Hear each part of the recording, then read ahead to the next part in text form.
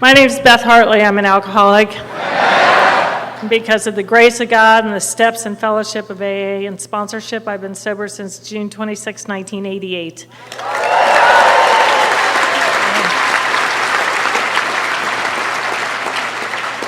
I do bring a clock with me just to, give you hope. I used to just watch the clock, but then I would forget what time I started, so it didn't do any good, so now I have a stopwatch.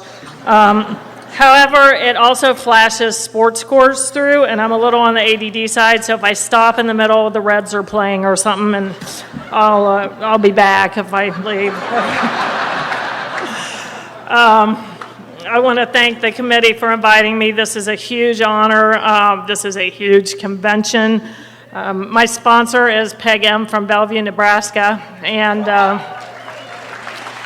she talked about when she was speaking somewhere in California and there were 5,000 people there, and she was freaking out and she was thinking to herself, that's 10,000 eyeballs looking at me. What am I going to say? So I've been kind of thinking about that all week, except that's 14,000 eyeballs looking at me. And then, of course, some of you know what happened to her that reminded her that God was in charge and she was just there to tell her story. And that's kind of how my day went. I took a nap and I timed everything perfectly so that I could get up because I was going to come hear Clancy do Singleness of Purpose. From there we were going directly to dinner and then straight here for the meeting. So we were timed down to the split second. So I get up to get ready. And I flushed the toilet, and it flushed, as it should, but it made kind of a weird noise, and I thought, And so like an idiot, I flushed it again. The water was clean, thank you, God, but it started to rise, and then it kept rising, and now it's flowing over the bowl. And Chuck's still napping, and I'm thinking, well, I can deal with this. It's okay, so I throw the bath mat down. Well, it is still coming.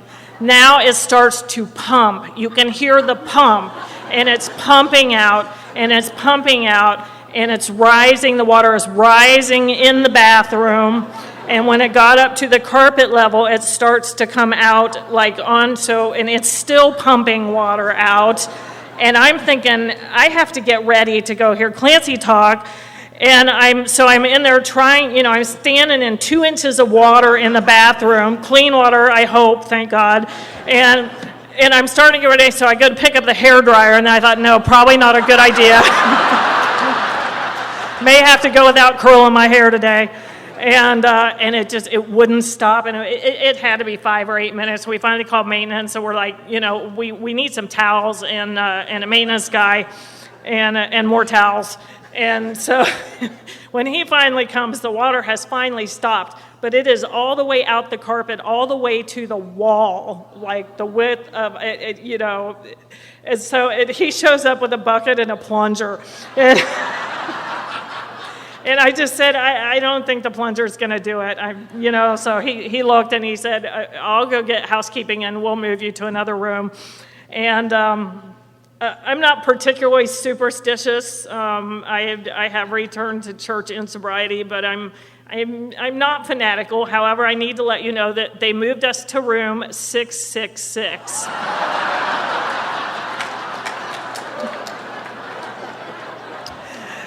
And I just thought, okay, somebody has a sense of humor. I'm not sure if it's God. And then I remembered Peggy talking, and for those who haven't heard Peggy's story, while she's sitting there freaking out about 10,000 eyeballs, she felt something wet hit her dress, and a seagull had crapped on her dress, huge, big, like berries in it. It just gross. And she had to go speak, and she just took it as a sign from God that she just was some broad from Nebraska who was supposed to tell her story and that he was in charge. And so by the time we were I was no longer standing in 2 inches of water trying to dry my hair, and we had moved into room 666. I just went, okay, God, you are in charge. I give up because my schedule is not working. So I'm very happy to be here tonight.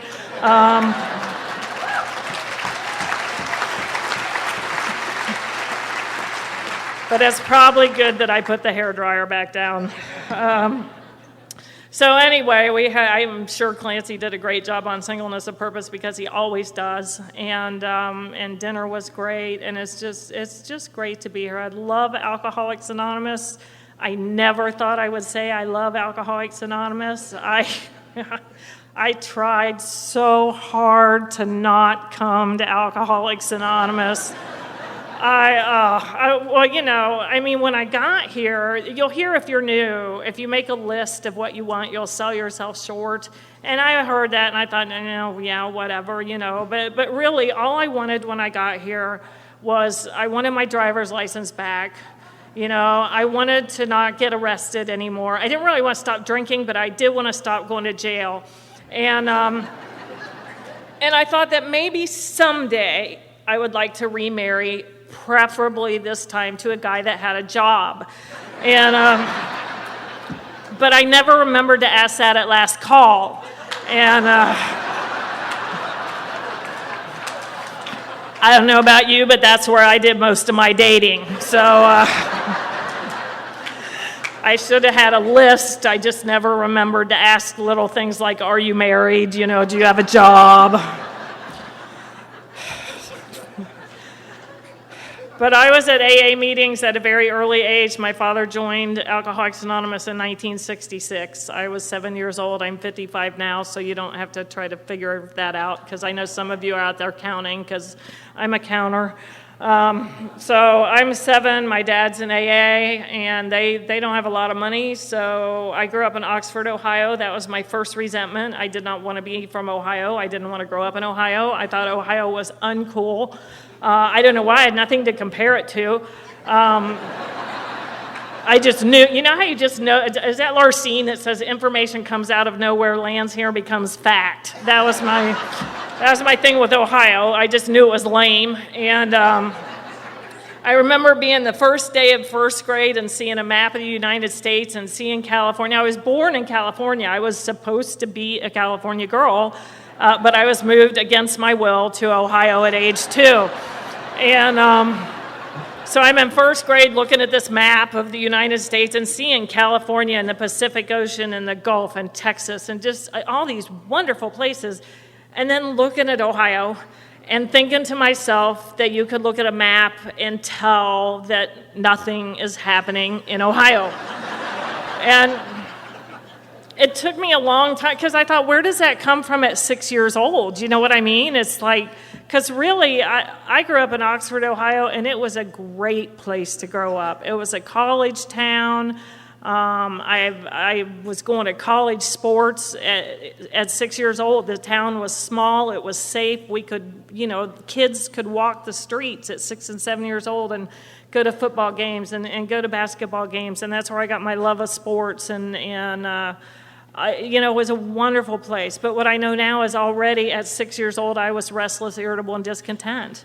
And already at 6 years old, I was looking for something on the outside to make the inside feel better, because I just never felt quite right. One of my favorite promises in the big book is the one that says we can be alone at perfect peace and ease, because I absolutely could not before I got sober. If I was alone in a room, I was in bad company. I had a whole chorus of voices in my head, and none of them liked me. You're thinking it was my head. I could, train one to say something nice, but they all told me things like, nobody likes you, they just play with you because their mom makes them, and, they're all talking about you when you're not there. And then when I got here and they talked about being self-centered, I didn't really get that. Because I'm not one of those people who walked in the doors and said, oh, thank God I'm home, I want what you have, and stayed forever. That wasn't my experience. I went through treatment at least 3 times. Rumor has it a 4th time. I don't remember. I kept saying, no, I didn't, and I finally realized that the guy who was telling me was 28 years sober, and I wasn't, so he probably knew. But who wants their parents' solution? My dad was in AA. I had been to AA meetings. It was all old men who ate donuts and drank coffee and smoked. I'd seen it myself, because I would go to open meetings as a 6 and 7-year-old and be back in the coloring book in the corner while they had their meeting. And it was really anonymous back then because they smoked inside. So once you got up to the table height, you couldn't see anybody,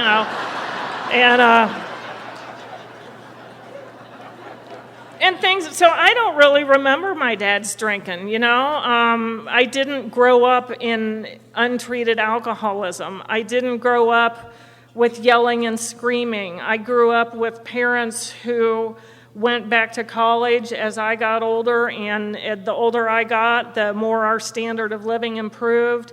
I, of course, never got everything I wanted because, well, who would? But and I had a long list.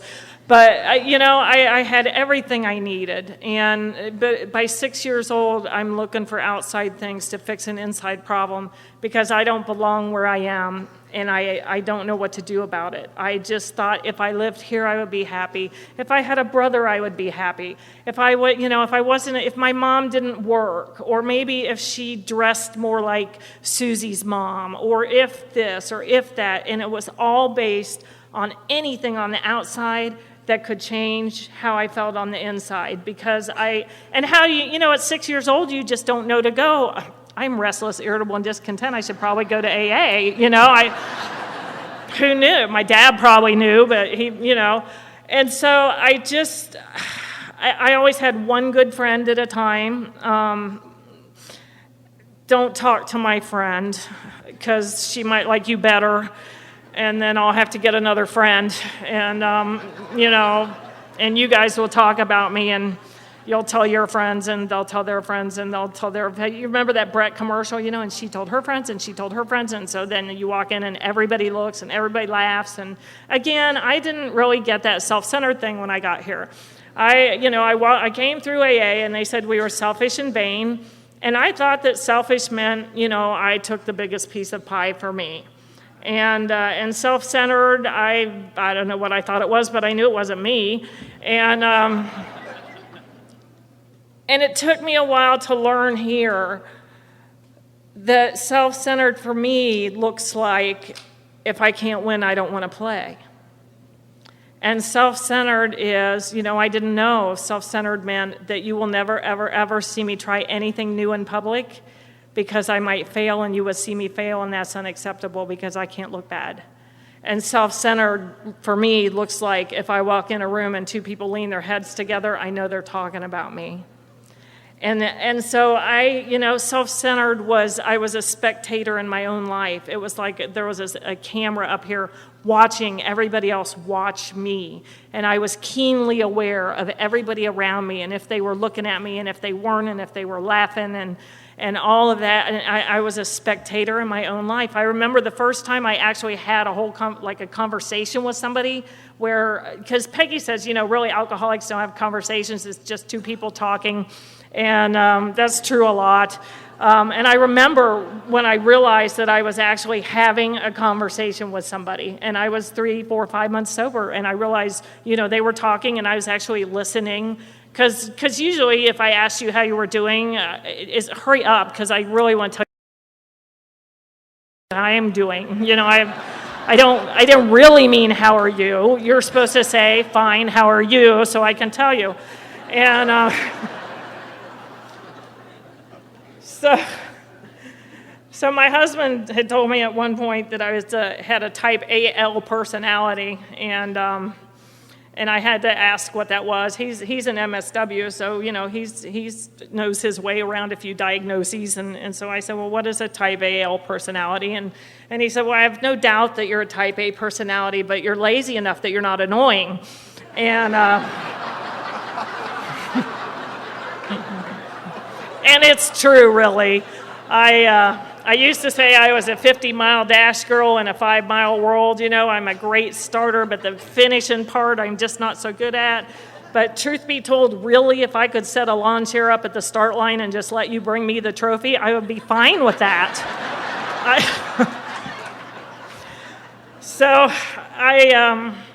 When I got sober, my children were 4 and 6, and they were not in my custody. But my daughter, Sarah, she was a 4-year-old. Robbie was 6. And we're watching Sarah thinking, oh, my, we're in for it, I mean, she had the gleam in her eye. She had radar. There were 2 kids she talked about at school all the time. And when I finally went to a kind of a PTA thing where all the parents were there, because they lived in this neighborhood with my mom. Now, I was a biker, and my mom lived in the suburbs. Like the whole neighborhood stepped off the pages of an LL Bean catalog, and then there was me in my leather jacket at the parents' meetings.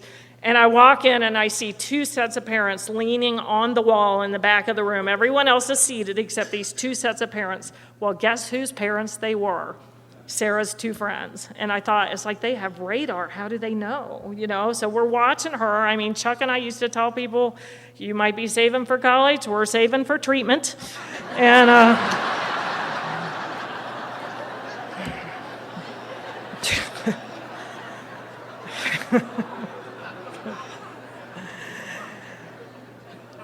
and then she took this weird turn on us at 11 years old. She wanted to be on a swim team, and I know a lot of you have heard this story, but it really illustrated to me how because the big book says that drinking's a symptom, that drinking is not our problem. If drinking was my problem, not drinking would be the answer, and I'd be fine. But when I don't drink, my life becomes so unbearable that I have to drink again. That's why when she started to read the long form of the traditions, I kind of got excited because, tradition 3, not that they make mistakes when they write things, but just my opinion here. But, tradition 3 in the long form says we think AA ought to include all who suffer from alcoholism. And I think that's very different than having a desire to stop drinking. Just my opinion. But anyway, so I'm suffering from alcoholism because when I don't drink, my life gets worse. So Sarah wants to be on a swim team, and by now she's 11, so I'm 7 years sober. And we take her to try out for the team because a lot of her friends were on it. And the coach said, well, I think you'll be all right. You don't have much experience in the water, but we'll go ahead and put you on the team, but I want you to practice down an age group because I don't think you could keep up with your age group yet. Now, she's 11, and in swimming, they swim in groups of 2 years. There's 11, 12, and 9, 10, 8. And so this means at 11 years old, he wants her to practice with 9-year-olds, okay? 9-year-olds, and she's 11. And I was okay with her.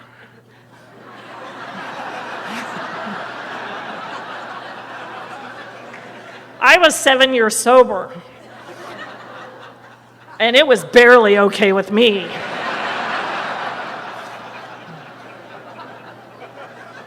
I mean, if you ask me, where's your daughter, and I have to tell you, how am I going to look? Yeah, mine's the 11-year-old swimming with the 9-year-olds over there.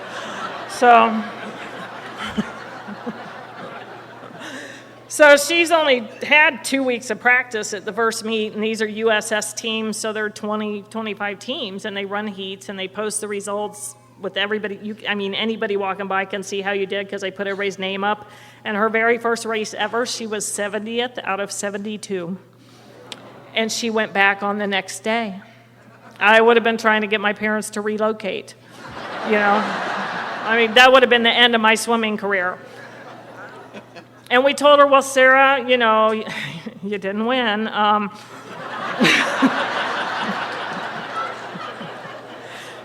But now you have a baseline time. And in your next race, even if you don't win that race, if you beat your time, that's still a successful race.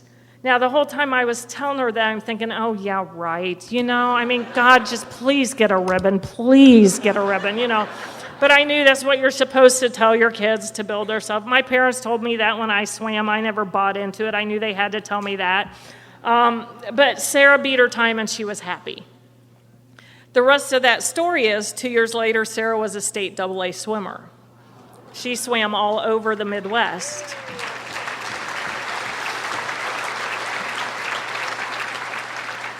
And what I realized was that she had somehow grasped that concept of set a goal, work for the goal, achieve the goal. I'm sure they tried to teach me that one. As I said, I would rather sit at the starting line and just wait for the prize. But she got that, and she worked for it, and she accomplished things, and she, it was amazing. And when she started swimming, if they had told me that very first day to practice with the 9-year-olds, I could not have gotten in the water. I wouldn't have done it. I mean, that would have been the beginning and end of my swimming career that first day. And at 11 years old, I had never had a drink, and neither had she. And it made me realize how completely differently we reacted to life. And I since really think that she doesn't react to life. She responds to life, and there's a difference. I'm a reactor. I'm like the ping pong ball, or the pinball. I'll just go here till I hit something, and then I'll go this way till I hit something, and I'll go this way till I hit something.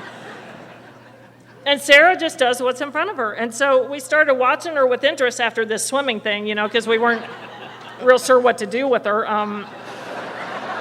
We had our treatment fund, and so she started doing things like she got a summer job and she saved money, and she went through 12 years of high school in 12 years. She had the same friends when she graduated that she had in first grade. My first geographic cure was I went to public school in 7th grade from a private school, because I thought if you'd been in school with the same 26 people for 6 years, you would hate them all too. But, she was fine. So same friends, 12 years later. She decided at the end of her freshman year, during career day, they came and talked careers, and she determined during her freshman year of high school that she thought maybe when she graduated, she would like to join the military. And 3 years later, when she graduated, she joined the military and served 10 years in active duty.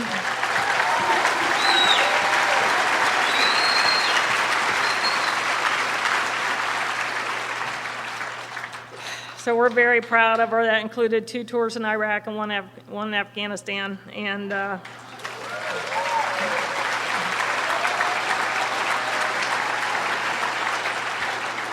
And she had a daughter somewhere in there 2 years after she got married. I mean, what do you do with a kid like that, When she was 14, we said, there's supposed to be one mature person in the house. We think it might be you.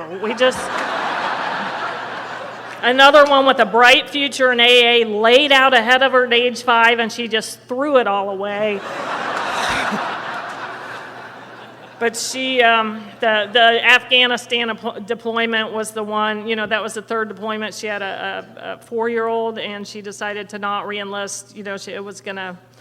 Her date was going to come up a couple months after she got back from Afghanistan, so she and her husband made the decision to move to North Carolina. And so our son-in-law and our granddaughter moved to North Carolina while she was deployed, and when she got back to Texas, she had 3 months to go there, and then she came to North Carolina, and now they live, like less than 20 miles from us, which is just what a blessing, The Big Book says families will be reunited, and I never dreamed, because they were not in my custody. I wasn't really even allowed to take them anywhere with me when I got sober, because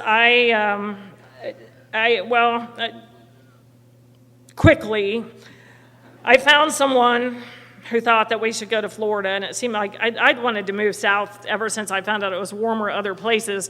And a friend of mine, I tried college. That didn't work. I guess it goes better if you go to class. But I couldn't go to class because I don't know how to talk to people. I do not know what to say after my name's Beth. I'm just blank. Because everybody is arguing about what we should say next. And I can't, I'll meet you and I'll say, hi, my name's Beth. And she'll say, hi, my name's Linda. And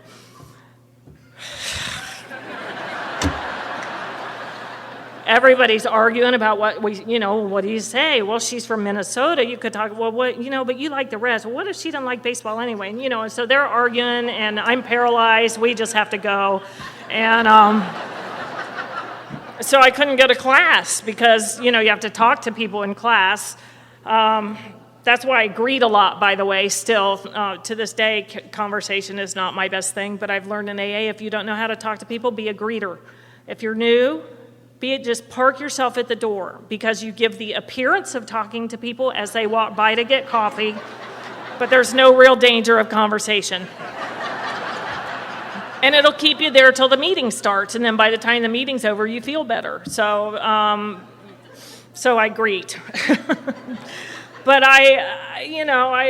college didn't work, and I thought I'd disgrace my parents. I went back to Ohio briefly. I tried working in a bank. That's respectable because everybody's watching. Banks work Monday mornings. That was a fast career. And then I had a friend who had a friend in Florida, and he said we should go, and I said we should. And took off, ran away from home. At that point in time, women were disappearing at a rather rapid rate from Ohio and in the Midwest. So I kind of left signs that I had left voluntarily, but I didn't tell them where I was going or anything. And we took off to Bonita Springs, Florida, and which back then was 2 traffic lights and a dog track and 3 bars, which really limits the dating pool. And I got a job in a convenience store because I'd worked in one in Ohio. So 2 weeks later, when I called my mom to tell her where I was, I'm like, don't worry, though, I'm assistant manager at this store. And she asked me, well, Beth, why didn't you just tell us that you were moving? And I thought that was kind of a dumb question since I'd run away from home. You don't usually announce it when you're going to run away from home. And she said, honey, you're 19, you could have just moved. And I, what? I had no idea. I was a 19-year-old runaway. And I just never investigated things very well. And so now I get this job in this convenience store. Well, it's so transit down there that if you go to work 3 days in a row, you're management material. So by the time I call Mom, I'm assistant manager at this store. And she says, she asked me this one question a lot. She would say, how can you do something that's stupid and land on your feet? It just made her crazy because I did all the time. I was like that guy in the cartoons that the pianos and the safes are just falling behind them, and I would get clipped every now and then, but I just never got crushed like I should. The only time I ever got suspended from school, it snowed and there was no school the next day, so there's no suspension on my record. I mean, that stuff happened to me all the time, and I think on some level I just depended on it.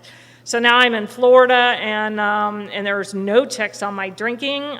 By the way, I should mention I loved to drink, loved to drink. Morning drinking, why wouldn't you? My day just went better. The earlier I could start, the better my day went. And plus in high school, then you could sober up before your parents get home from work. And in Florida, it's 80 degrees by 6 o'clock in the morning, so hey, let's get a beer.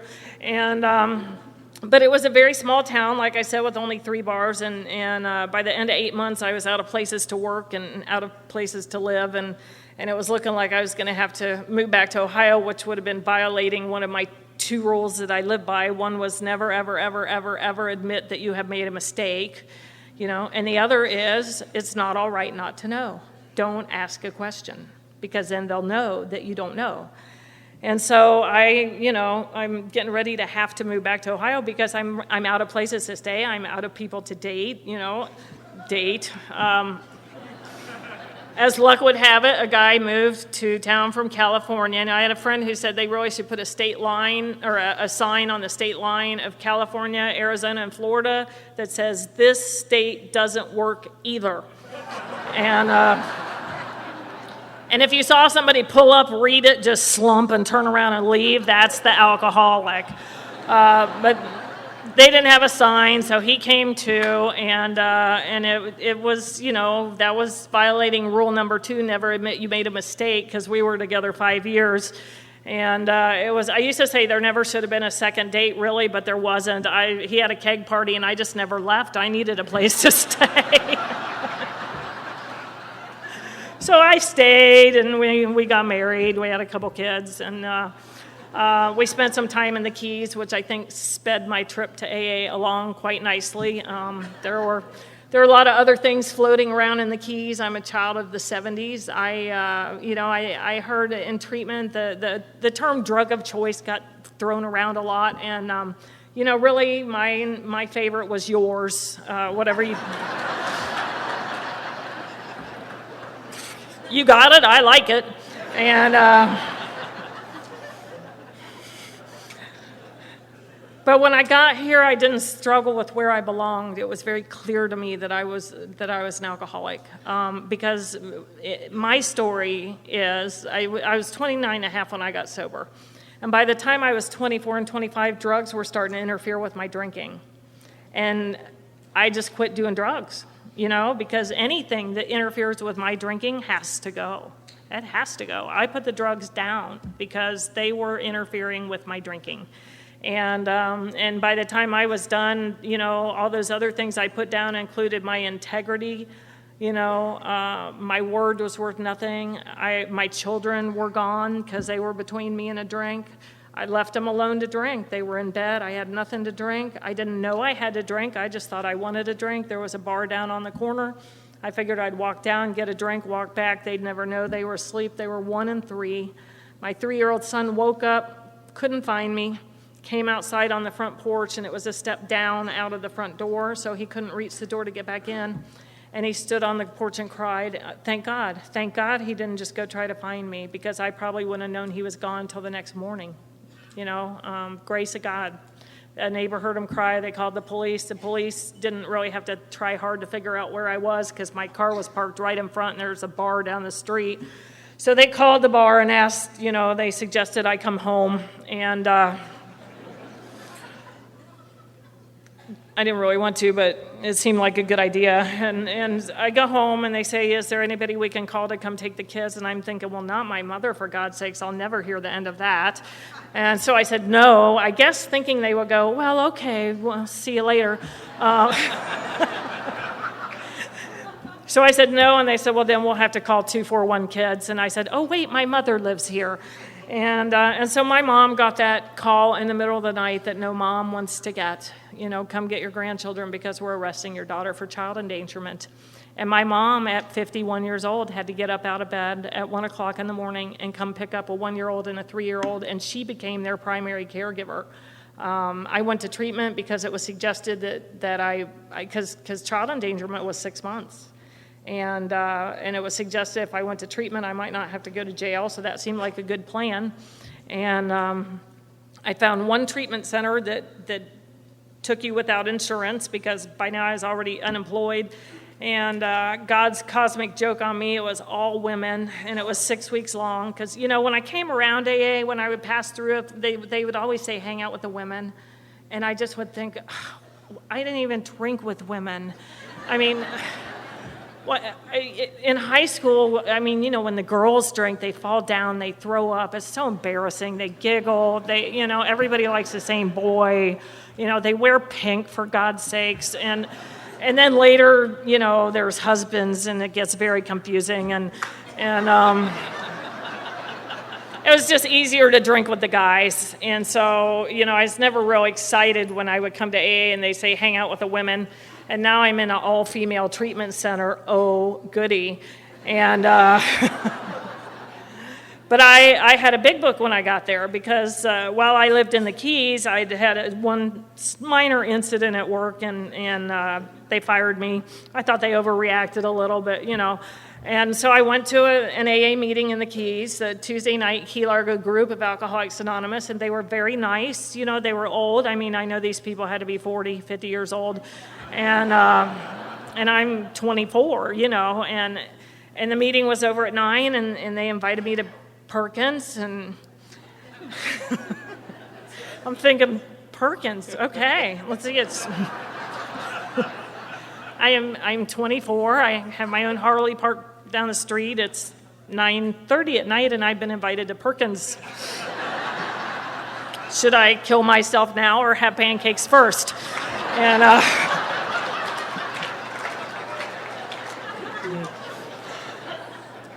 But, crash goes another piano. I went back to the general manager of the hotel where I worked, told him I knew I had a problem. I'd been to an AA meeting. I got my job back after one AA meeting. AA works, it really does. And I called my dad, and I told him I had been to an AA meeting, because I would go visit with him every now and then, and he would always take me to a meeting. I thought it was nice. He wanted me to meet his friends. It didn't occur to me he was going like, please, God, let her hear something, But I called him and told him I'd been to a meeting, because that's the first time I ever stood up and said I was an alcoholic. I never, ever said the A word in the same sentence with my name. Because if you have a sober parent, I've heard people talk and they say they would sit in the bar and say, oh, I'm alcoholic, who cares? Well, if you have a sober parent, that's just a luxury you don't have, I knew if I ever said alcoholic and Beth in the same sentence, that a big book was going to drop out of the sky, The bartender was going to hand me a meeting schedule, and the AA police were going to carry me out of there. So I might need to slow down a little or not mix those again, but I was never wondering if I was an alcoholic. But at this meeting, I actually said I was an alcoholic, and I felt an odd sense of relief when I did that. And I called my dad, and I told him I'd been to the meeting, and within a week, I got a box from him.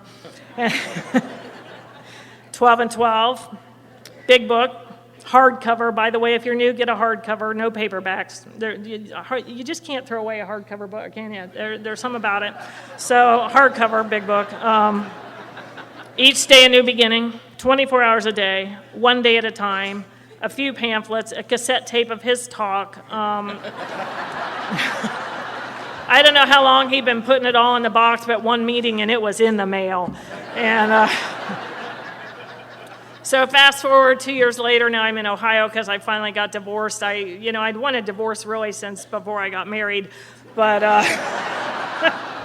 but I'm not crying, Uncle, because then it would be my fault, So finally he said, get out, and he only had to say it once. I'd been waiting for 3 years, and he said, get out, so I called Mom, he threw me out, and I wanted to relocate in Florida, but she was not in a big hurry to send me money. I'd also had one other little incident down there that involved some, it's expensive to live in the Keys, and I made pretty decent money at the hotel, but we had a small home-based part-time business, and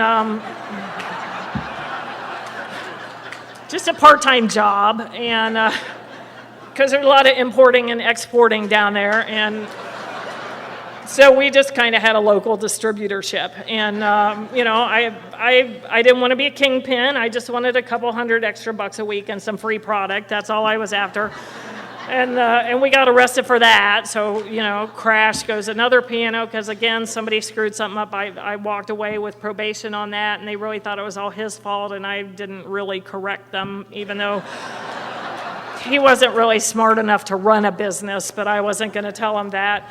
And but because of that, Mom was not sending me any money to relocate in Florida. I got plane tickets to Cincinnati. So back I go to Ohio in 1984, and I thought, okay, fine, maybe I should try AA, maybe. But I thought if I just quit drinking with bikers that things would calm down, So I tried drinking in her neighborhood, which stepped off the pages of the L.L. Bean catalog, and that, of course, didn't work either. So I go to AA in Cincinnati, and I got to tell you, in 1984, Cincinnati Young People's was on fire. Icky Pa had been in Cincinnati in 1983. And in 1984, the Monday Night Young People's meeting had 200 people. And the Friday Night Live meeting was 150. And it was active, enthusiastic, structured, sponsored Alcoholics Anonymous. It was.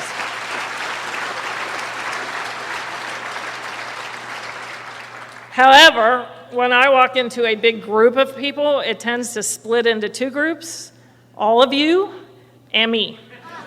And it was clear that you all knew each other, and you were all talking about this stupid book, and, nobody really remembered my name. I don't know if I gave you my name really, because who wants to be new, and you should remember. And I'm sure I gave it a good 2 weeks. I'm just sure of it, but it didn't take. And now I was getting there a minute before the meeting started and out the door the second it was over so I could go drink Coke at the bar with my good friends while we played pool. But I just, I just couldn't do it. And so, various trips through treatment, and this women's treatment center I went through, I was the one that they came to get to talk to women who didn't want to leave their children for 6 weeks, because I'm a test taker. If you're a test taker, you know who you are. You can read anything, spit it back on a test the next day, get the A, and not know what you read 2 days later. And you can ace treatment if you're a test taker. I was always most likely to stay sober forever, But I'm in this treatment center with all these women, and they would get me to come talk to the women to talk to them about leaving their children for 6 weeks, because if we, 6 weeks now or forever later, because if we're not sober, we can't be parents. But I had a rapidly developing problem, and the big book calls it a double life, the one that we know is true and the one we want the world to see. And what I was realizing while I was in there, as the alcohol left my system and my mind cleared, was that I really didn't want my children back. And that's just not the kind of thing that you tell people. For somebody who doesn't like to look bad, that's not something that I'm going to bring up in dinner conversation. But the thing is, I knew at my mom's they were being cared for. They were in a blue ribbon school district. They got breakfast at breakfast time. They got to daycare on time and clean clothes. They got dinner at dinner time. They got a bath every night. They slept in clean sheets, and she read them a story every night before they went to bed, every single night. And I couldn't do any of that. And I was not gracious about her doing it. I made her life miserable at every turn. I can tell you, because alcoholism doesn't care. Alcoholism wants what it wants. And I blamed everything on her, and I can tell you in one sentence the kind of daughter I am with untreated alcoholism. I would periodically have the kids for a weekend, and, they would go okay. And about 4 o'clock on Sunday afternoon, I might mention that I was thinking about getting an apartment so we could live together soon, and they would get all excited. And I knew I wasn't going to get an apartment, but I knew they would go home excited and tell Grandma, and she would have to talk them down and be the bad guy. And I did that on purpose. How do you make amends for that, And that's the kind of stuff I'm doing while I'm saying, butt out, I'm not hurting you. I'm not hurting anybody but me, because that's what we say. I am not hurting anybody but me, while the entire family is nothing but scorched earth around us. I am just hurting me, butt out of my life, And thank God she went to Al-Anon, because she, it made a big difference later. So I was in and out of treatment, a few more times, and I finally ran away from home one more time at age 29, back to Florida, because I thought everybody was thinking, God, it's been 4 years. I wish Beth had come back. And things weren't going very well in Ohio anyway. And so I got a one-way ticket. Mom had a credit card she let me carry in case of emergency, and going to Florida that day just seemed like an emergency. And so I went, one-way ticket, never coming back, and get down to the Keys, and of course nobody's really excited to see me. I'd forgotten about that arrest and the probation and all that, and I ended up on Sunday, June 26th in the Fort Myers airport, and the credit card was tired. It wouldn't take a plane ticket back, and I'm also extremely lucky that back then a high limit on a credit card was $3,000, or else I would be in prison for a very long time. Because now they're, $20,000, $30,000, $40,000 American Express bill cards, but thank God she didn't have one of those. And I called her and I told her where I was and what I'd done, because I didn't even have $1. I couldn't get a beer. I didn't have enough for one drink, and I was so hungover, and I knew I looked so bad that if I walked in the bar, it would be obvious I was looking for somebody to buy me a drink. And even as bad as I felt, my ego would not permit me to risk getting asked to leave the bar, because we don't want your kind here. And I thought about, nobody had ATM cards back then. And I thought, well, maybe I can just grab a purse from a little old lady and get a little cash and get a drink. But I just was so hungover. And I just knew that I would pick on the little old lady that still did aerobics twice a week. And she would she'd run me down and take her purse back. And I would look very bad. And so I called Mommy, because that's what we do, and told her what I'd done. And she said, call me later, and hung up. And And then when I called back 2 hours later, she'd been talking to those Al-Anon people, and which is good. It's good. And she said, I want you to know I booked a plane ticket for the children's mother. It's not really for you because we're afraid we'll never see you again if we don't. And I got on the plane, and I hadn't had a drink all day because I didn't have $1. And if I'd known that was going to be my sobriety date, I'm sure I would have tried to get a drink on the plane at least, but she didn't buy me a first-class ticket, so I couldn't drink on the plane. And so Sunday, June 26, 1988, is the first day I didn't have a drink, and I did not have a clue that was going to be my sobriety date. She picked me up at the airport, and she drove me to the local detox, and she dropped me off at 1 o'clock in the morning and said, go in or don't, but you cannot come home with me. I've done everything I can do for you. You have to do it yourself. And that's what she got from Al-Anon, and thank God she did. Because if I'd gone home with her, I would have had time to back up and regroup, and as soon as we got Plan B, we are good to go. And so I spent 7 days in detox, and the first day I'm laying there kind of pondering my situation and trying to figure out, come up with Plan B. And I realized that everything I had tried had failed. I had no Plan B left. There was just no friendly direction at all. And I realized I wasn't going to die. I realized I was 29 and a half years old, and I just never thought I'd be 30. I never expected to be 30, so I didn't have any plans to be 30 because I wasn't going to be there, so why make those plans? And I realized I was 29 and a half, and there was nothing wrong with me, chronic alcoholism, but other than that, nothing. And I realized I wasn't going to die. If they had told me, Beth, if you walk out of here and get a beer, you'll be dead in 6 months, make no mistake, I would have left and got the beer. But one of the reasons I never attempted suicide is I knew on some level that I would live. I knew I wouldn't die, and I'd probably, be one of those, I'd be maimed and look bad, and, can't do that. And I'm laying in bed trying to figure out what to do, and it's like this voice came out of nowhere and just said, people like you don't die, Beth. And I just thought, and I knew it was true. And I knew that I was going to live 30 or 40 or 50 more years, whether I drank or not. And I couldn't bear the thought of another 30 or 40 or 50 years the way I was going, because I knew, no matter how bad it was right then, I knew it would get worse. Not could, would. I knew that. And I knew there were levels of worse that I knew about, and that there were levels beyond that I had never seen. And at that point in time, I still had, on my fingers and toes and no real visible scars, and some of the stuff that happens to women, that's horrible had not happened to me yet, but I knew it could. And we're in Minnesota, so I can tell you a southern thing. When I moved to North Carolina, somebody told me how you boil a frog. Now, I never thought I was going to have to know this, but I'm going to tell you in case you ever need to know. So if you put a frog in hot water, he will jump out. Makes sense to me. But if you put him in cold water and turn up the heat a little bit, he will adjust. And then you can turn up the heat a little more, and he will adjust. And you turn the heat up a little more, and he will adjust. And suddenly he's in boiling water, and he never knows what hits him. Now, is that not alcoholism? Is that not what happens to us? It gets worse, and we adjust. And it gets worse, and we adjust. And it gets worse, and we adjust. And every now and then, we're almost ready to do something about it, but we rally a little.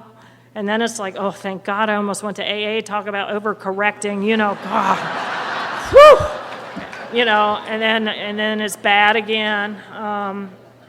And every time we rally, we never rally back to where we started. We just rally a little higher than we were. And I knew that day I wasn't going to die, and that scared me to death. And I just had this passing thought that whatever those people in AA are doing seems to be working for them, and what you are doing clearly is not working for you. Maybe you should just go do what they do. And I didn't know that was like the surrender, I was a biker, for God's sakes. I thought I'd go down in flames, but it was just this one pitiful little voice that just went, screw it. And they had a 30-day program at the detox center that seemed like a good idea, but they wouldn't let me go through, and I was pretty insulted by that. You would think they would want me to succeed. And the guy said to me, Beth, you know everything that we're going to tell you. You already have all of the information you need to stay sober. Why don't you go do it and leave the bed for somebody who doesn't have the information? Well, I mean, if you're going to put it that way, what do you say to that, And again, thank God, because if I'd had 30 days, I would have had plan B by the time I got out. If you are new, I hope you are out of plans. I do. I hope you are. I always wish desperation to new people, because if we're not desperate, we don't do this stuff if we're not desperate. That's why in early sobriety, I was hearing somebody's 4-step, and she had done the resentment part, but she hadn't done the other two, the sex and the inventory, and she wanted to go ahead and do the resentments, and I was said, okay, fine, and I later realized why I would never do that again, and it's because she felt so much better after she unloaded the resentments, that the desperation was gone, and she never felt the need to do the rest, I had to be we have to be desperate to do things, like they say, we hang out with people we don't like, doing stuff we don't want to do that we don't think will work. But, what else are we going to do? The book says that we can go on to the bitter end, or accept spiritual help. And I have been known to say, well, what kind of bitter end exactly are we?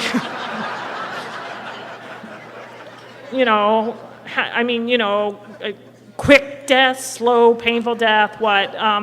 And I have found that normal people don't have to they don't have to stop and think about that. Except spiritual help, okay. So when I got out of detox, it was Friday, a 4th of July weekend. My car was impounded. I remembered that was why going to Florida suddenly seemed like such a good idea.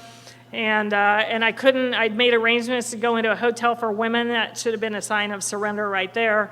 And I couldn't do anything until Tuesday, because it was 4th of July weekend, and I got out of detox on Friday, July 1st. So I scraped up enough money. I knew if I went where I lived, I would drink. I knew that. And I scraped up enough money to get a hotel room, and I used the hotel is a very loose term for this place, but they did have rooms, and they did take money for them.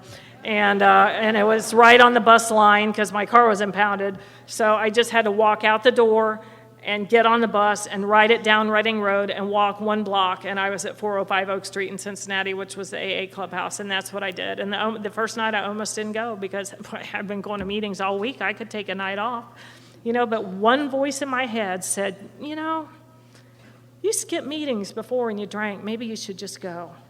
So I got on the bus and I went. And the girl that was speaking that night was 4 years sober. I had met her when I was passing through 4 years before. And she told an entire room full of people, because Friday night at Oak Street was a couple hundred people. She told that whole room full of people that alcoholism, not drinking, alcoholism had taken her to the point where she didn't want to work, and she didn't want to take care of her daughter. She just wanted to drink. And that was my biggest secret, and she just told a room full of people. And I got her phone number, and I stayed for the midnight meeting. Thank God they had a midnight meeting, because I was a bar drinker, and if I'd had to go home at 9:30 or 10, I don't know what I would have done. But I stayed for the midnight meeting, and then I hung out and found somebody to give me a ride back to the hotel so I wouldn't have to ride the bus, at 1 o'clock in the morning. And the next day, I just went back down to Oak Street again, and I just, and I went ahead and bought another big book, even though I had multiple copies from my multiple trips through treatment. But they were all in Norwood where I lived, and I knew I'd drink if I went to Norwood. So I bought another big book, and this hotel had a pool and no bar. That seemed like a good combination. But they were, so I'm on one end clinging to my big book. Thank God it didn't rain that weekend. And I'm reading my big book on one end, and the other end, all the employees have coolers of beer, and they're down there smoking dope. And then I got my big book, and then I would get on the bus and go to another meeting. And the second night, I'm already feeling a little better. And I don't know about you, but the first thing I get back when I start feeling a little better is my opinion. And so I'm sizing up how to not look new, because who wants to be new? And I knew if you sit in the back, we know you're new. If you sit in the back, we know you're new. And but if you sit in the front, you're in great danger of having to talk to somebody. So I picked the perfect seat in the second row. And there was this place was an old house, so I took the seat against the wall. So at worst, I was going to have to talk to one person. I thought I could probably deal with that maybe. And so speaker spoke, meeting's over, time to say the Lord's Prayer, and I got a wall here. I have no hand to hold. What a loser. Can't even say the Lord's Prayer right. I just thought, God, really? The whole committee is in session again. I stuck my thumb, in my pocket, and hung my head, say the prayer alone because I don't have a hand to hold. And somebody in the front row turned around and took my hand. And to this day, I don't know who it was, but I got to tell you that one action is the reason that I came back on Sunday. Not having a hand to hold Saturday night was going to be enough to send me back out the door because I knew everybody would see that, she doesn't have a hand to hold. Nobody likes her, fill in the blank. And whoever that person was, and I've never found out, they're the reason I came back on Sunday. And I got to tell you, that is 12-step work too. Sometimes we start talking about 12-step work like sponsoring a bunch of people and going out and, pouring out their alcohol and whatever. But you know what? Remembering a new person's name is 12-step work. God, I just wanted you to know who I was. But I didn't even know that's what I wanted, so how could I ask? I thought I didn't care. I don't care if you like me. Why aren't you talking to me? I don't need you. I don't like you. Why aren't you talking to me? Help me.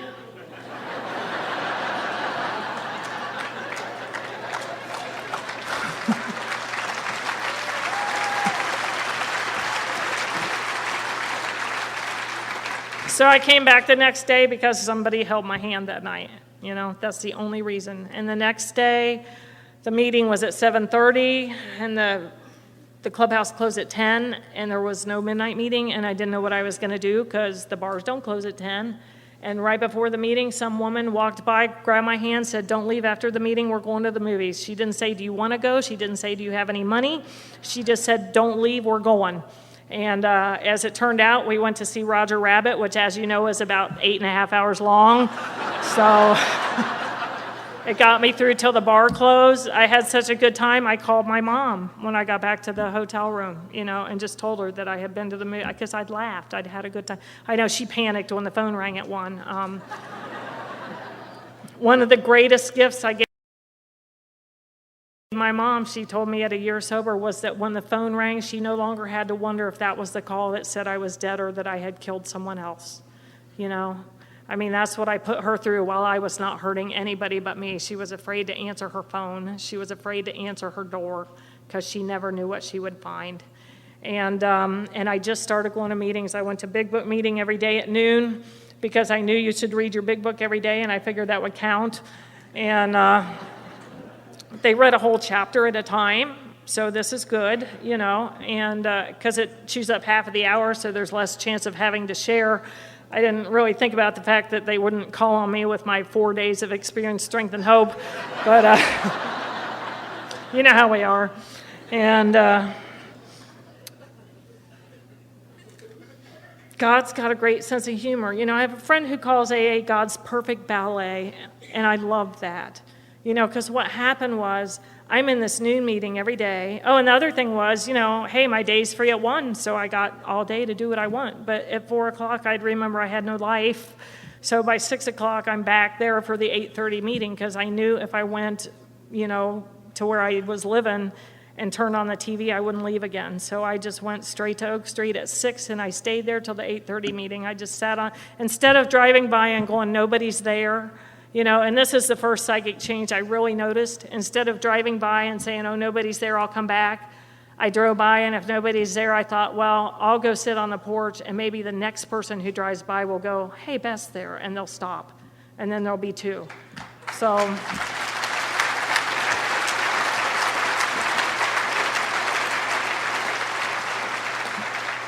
I love what Tom Ivester says about, somebody has to be first.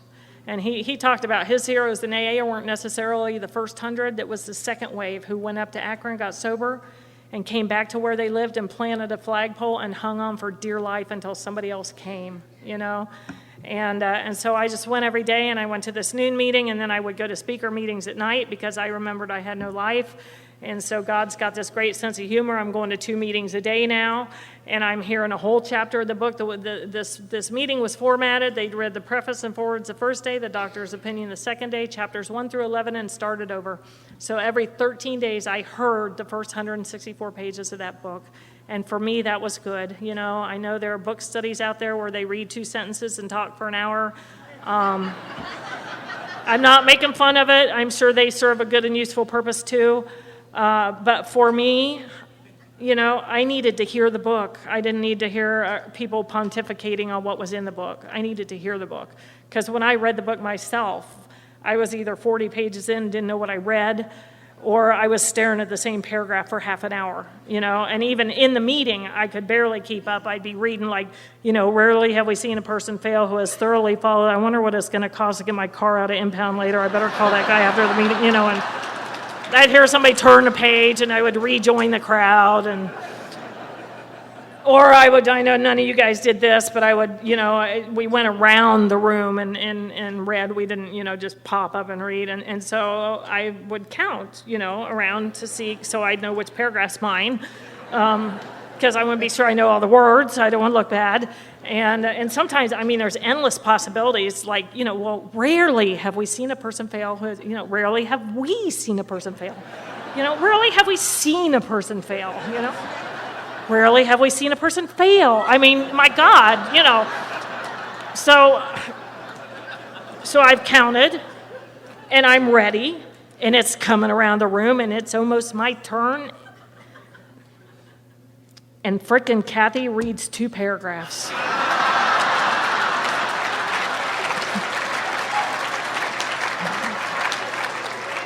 There's always one.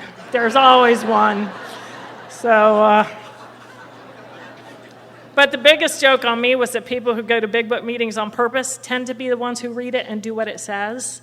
And I had unwittingly plopped myself into the most active group of Cincinnati Alcoholics Anonymous people. And the other thing that happened was when I heard that book over and over and over, it started to sink in. And I was working for my mom because I was basically unemployable. I would go answer phones at her office for a couple hours, leave and go to the noon meeting, then go back. And I think I was about 3 weeks sober, and I was stopped in Walgreens on the way back to her office, and I popped up to see what everybody was talking about, because, they're always up there. I just don't check in with them very much anymore. But I stopped up to see what everybody was talking about. And somebody in my head was going, that was so cool what Guy said at the meeting. And somebody else was going, I know, I didn't even know that was in the book, did you? And somebody else is saying, I didn't know that was in the book either. And I just thought, oh my God, the voices in my head are getting sober. It's like...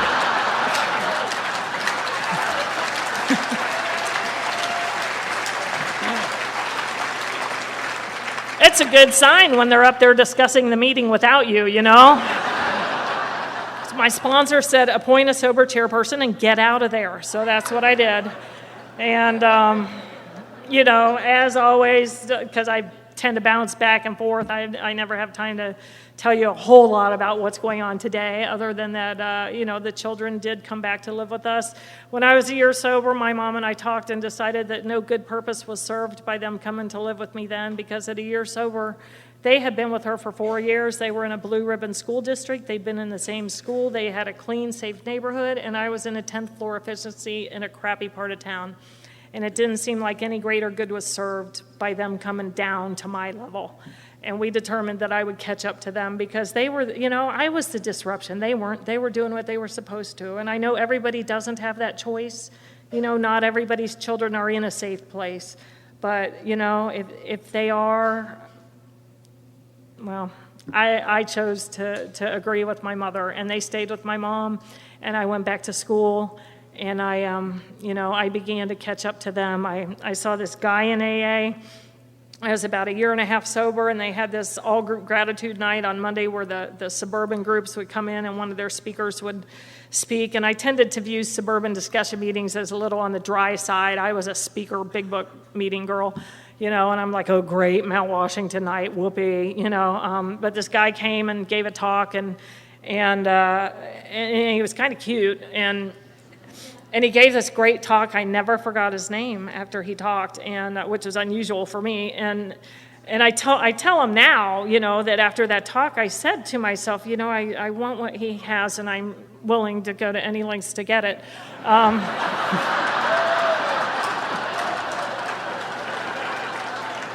That's not really what happened. We started crossing paths a little more often, and a year later we started hanging out. We didn't even say the D word because we didn't want to jinx anything, and we made the decision to date with our clothes on. We had both done a lot of dating at last call, and we wanted to get to know each other, and so we fell in like first. We developed a relationship. We fell in like. We fell in love. We made a commitment to each other that God would always be first in our relationship, and then AA, and then each other.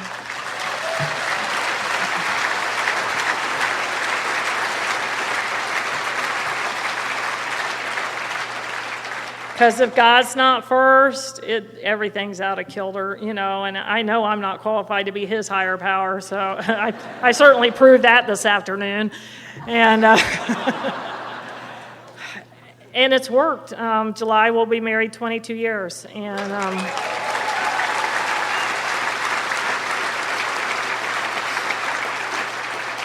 we moved to a neighborhood next to where the kids live because they were in a pricey neighborhood. And so we were getting closer, and they spent some time with us. They spent a lot of weekends with us. And I'll just tell a couple of quick stories because I know it's getting hot in here. At least it's hot up here. We were in the suburb next to theirs, and we got them bicycles for Christmas because, they were getting to be that age. And of course, in Ohio, if you get a bicycle for Christmas, you can ride it in March or April. And so when spring came, we're out on the bicycles. We got bikes, too, because we thought we should probably ride with them. They were still pretty young.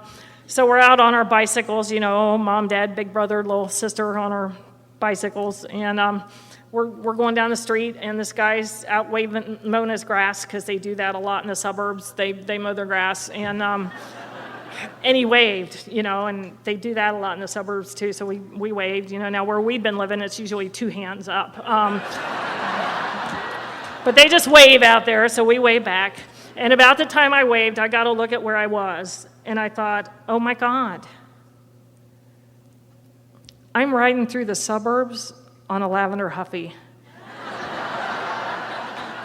I used to own a Harley Davidson. How did this happen? But there's a guy in Greensboro named Bill Crawford, and he says, grace is that moment when we see things exactly as they are. And what I realized right then is there was nowhere I wanted to be except on that bike with those kids. And my biggest fear when I got sober was that I would be unable to love them. I didn't know if alcoholism had just killed off that ability in me. I didn't know if I'd be able to love them or not. And they came to meetings with me on weekends because they were invisible around me. My kids did 4 meetings a week the first 3 years I was sober. And, from Friday to Sunday, we did. But you know what? You guys talked to them, and you called them by name, and you sat down in a chair so they could talk to you at eye level. They didn't have to look up, and you knew they played soccer, and you colored with Sarah, and you had them help you go get coffee cups. And you were interested in their lives, and their gaze came up off the floor, and they became less invisible. And I learned to talk to my kids watching you guys talk to my kids, and you allowed them in meetings. And nobody, sometimes they're kids, and so sometimes I would feel like half of the room was going, for God's sakes, do something about those children, and the other half was going, leave them alone, Beth, they're kids, so it would just be like, whoa, and somebody just said, kids are just extensions of our egos, and I was like, oh yeah, that again, and but you know what? If Sarah, when my kids was restless, somebody would take them outside and play with them so I could get a meeting. And that's what I try to do now. I hope you never see me glare at a mom whose kid is making noise. I hope you see me take that kid outside. Because, we don't bring them to meetings because it's fun. We bring them to meetings because we need a meeting. And,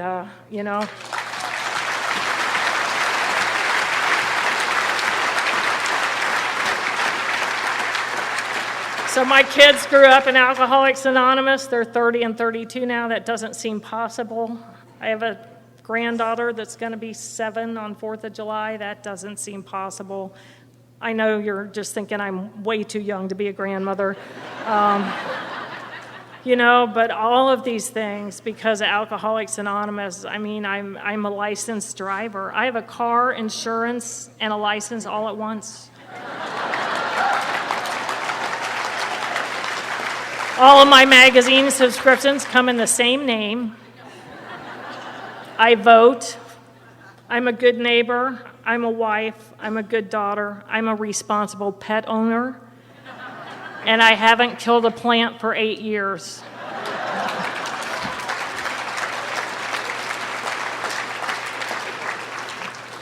Two weeks ago, we were in the Outer Banks. Some friends had invited us to a house they rented, and I noticed the second day it was there that the name of this house was the Do Duck Inn, like, do stop in, Do Duck Inn.